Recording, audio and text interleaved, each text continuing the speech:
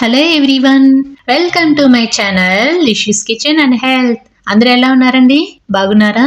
కొత్త సంవత్సరానికి తీపి స్వాగతం పలుకుతూ ఈ రోజు మనం Iyengar bakery style soft and fluffy cake ని ఎలా తయారు చేసుకోవాలో చూద్దాం. ముందుగా ఒక గిన్నెలోకి అరకప్పు పెరుగు, 5 టేబుల్ స్పూన్ల వరకు కరిగించుకున్న నెయ్యి వేసుకొని ఒక విస్కర్ తీసుకొని బాగా బీట్ చేసుకోవాలి. ఈ పెరుగు మొత్తం నెయ్యిలో కలిసిపోయే విధంగా బాగా ఇలా థిక్ కన్సిస్టెన్సీ వచ్చేంత వరకు బీట్ చేసుకొని ఈ మిశ్రమాన్ని పక్కన పెట్టుకోవాలి. ఇప్పుడు ఒక మిక్సీ జార్లోకి 1 కప్పు బొంబాయి రవ్వ, అదే సూజీ రవ్వ అంటాం కదా, ఆ రవ్వ. ఏ కప్పుతో మనం రవ్వ తీసుకున్నామో అదే కప్పుతోటి 1 కప్పు వరకు పంచదార వేసుకొని మెత్తగా ఉండలు అనేవి లేకుండా ఇలా మిక్సీ పట్టుకోవాలి. ఇలా మిక్సీ పట్టుకున్న ఈ మిశ్రమాన్ని మనం బీట్ చేసి పెట్టుకున్న పెరుగులోకి కొద్ది కొద్దిగా వేసుకోవాలి.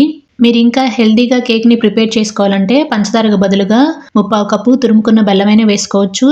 ఇలా వేసుకున్న ఈ మిశ్రమాన్ని విస్కర్ తోటి ఉండలు అనేవి లేకుండా ఒక 4-5 సార్లు ఈ విధంగా బీట్ చేసుకోవాలి. ఇలా బీట్ చేసుకున్న తర్వాత ఒక జల్లెడ పెట్టుకొని అరకప్పు వరకు మైదా పిండి వేసుకొని బాగా జల్లించుకోవాలి. మీరు మైదా పిండికి బదులుగా గోధుమ పిండి అయినా వేసుకోవచ్చు ఇంకా హెల్దీగా కావాలంటే. మీరు కనుక మా ఛానల్ని ఫస్ట్ టైం చూస్తున్నట్లయితే please subscribe my channel and మీ వంతు సపోర్ట్ని మన ఛానల్కి తప్పకుండా ఇవ్వండి.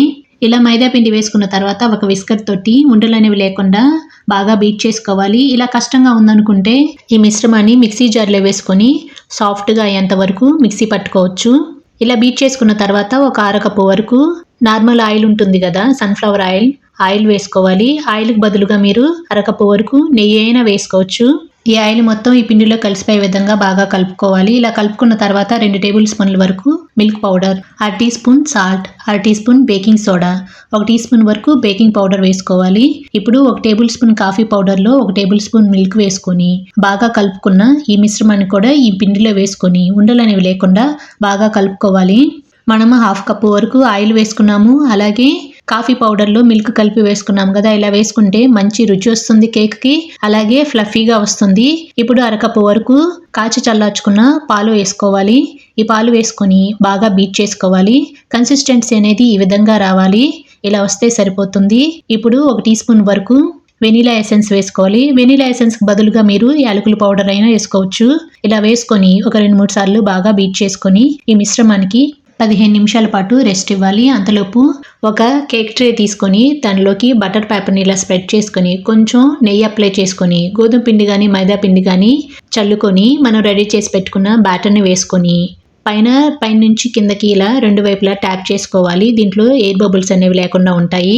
ఇప్పుడు మనకు నచ్చిన టూటీ ఫ్రూటీ కానీ డ్రై ఫ్రూట్స్తో కానీ గార్నిష్ చేసుకొని ఈ కేక్ ట్రేని పక్కన పెట్టుకుందాము. ఇప్పుడు ఒక కుక్కర్ బౌల్లోకి సగం సాల్ట్ సగం శాండ్ వేసుకొని రెండింటిని మిక్స్ చేసుకొని స్టవ్ వెలిగించుకొని స్టవ్ పైన ఈ కుక్కర్ బౌల్ పెట్టుకొని గ్యాస్కెట్ లేకుండా మూత పెట్టుకొని ఒక 10 నిమిషాల పాటు ఈ సాల్ట్ని ప్రీ హీట్ చేసుకోవాలి. ప్రీ హీట్ చేసుకున్న తర్వాత మూత తీసుకొని స్టాండ్ పెట్టుకొని మనం రెడీ చేసుకున్న కేక్ ట్రైన్ పెట్టుకొని, అంతకుముందు మనం క్యాప్కి గ్యాస్కెట్ తీసాం కదా, ఇప్పుడు గ్యాస్కెట్ పెట్టుకొని లో ఫ్లేమ్లో 40 నుంచి 45 నిమిషాల పాటు బాగా బేక్ చేసుకోవాలి. మధ్య మధ్యలో చెక్ చేసుకుంటూ ఉండాలి. కేక్ అనేది ఉడికిందా లేదో చూసుకోవాలి.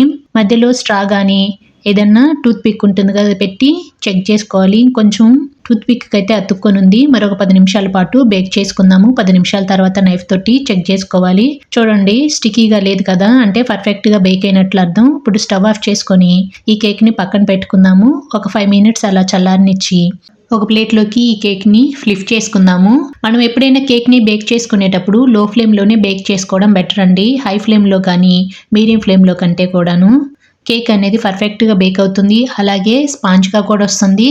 ఇప్పుడు ఈ బటర్ పేపర్ని రిమూవ్ చేసుకుందాం. చూడండి, చక్కగా బేక్ అయిపోయిందిగా, అంటే బ్రౌన్ కలర్లోకి వచ్చింది. సో ఇది పర్ఫెక్ట్ కన్సిస్టెన్సీ అని అర్థం.